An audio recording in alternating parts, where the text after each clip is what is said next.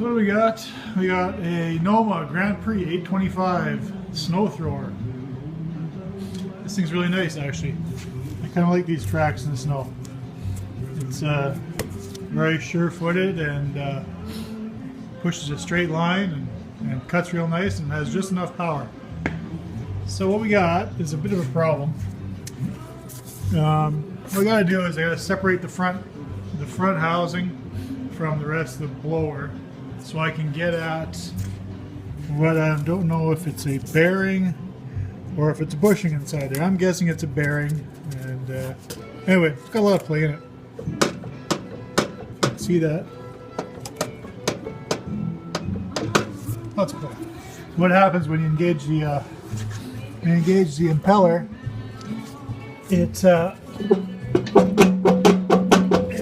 clunks, and there you can see it. Maybe see the play in there now. But it clunks along, and it sounds like it's falling apart. That seems to be the only problem with it.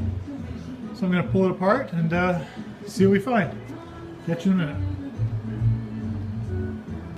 minute. All right, so here we go. We got it split, and pulley off. Out of the way. Pulley is off. So here's the shaft. There. Now you can really see the play in there.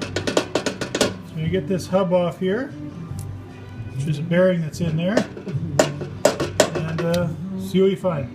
See you in a bit. Well, just what I suspected. So when you're going to pull this off, take these bolts out of this bearing keeper. Well, these bolts have these nuts are on a bolt that's on the back side, and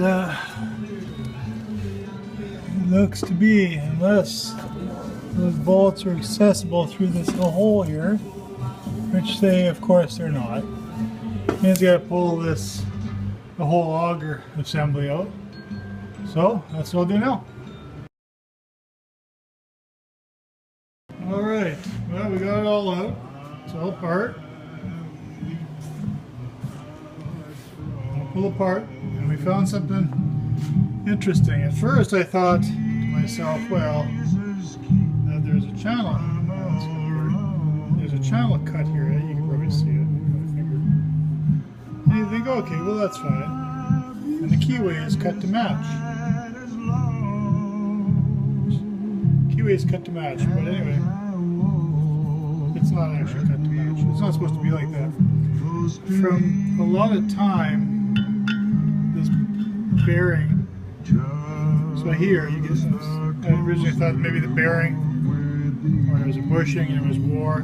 I mean, there is a little bit of play there, and that translates to a fair amount. But when you slide it down to where it normally sits, which is right in this area right here, it is just from moving back and forth, just from that little wee bit of play sitting there, it just has worn itself a nice little groove right in that shaft, just like so.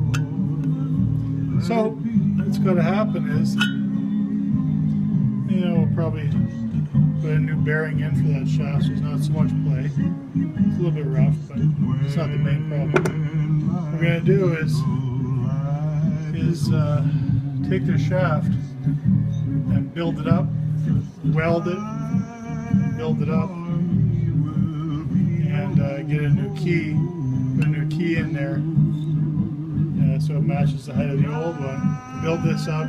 You don't have to fill it in perfect, but we'll fill in most of it with weld, and grind it down nice and smooth again, because I'm fairly positive, this shaft is not going to be available anywhere, so you kind of have to make your repairs as you come across them. So that's what we got.